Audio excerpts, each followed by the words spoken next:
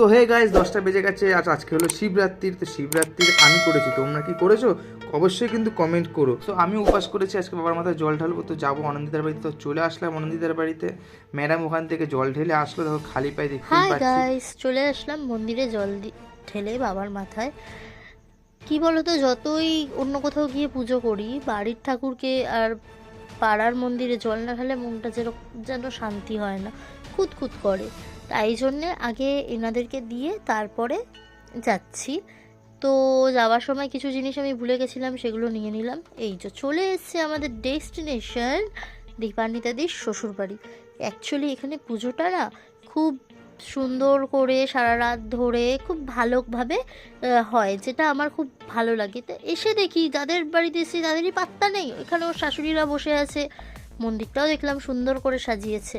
তারপরে এসে দেখি ও মা, মেয়ে কেতরে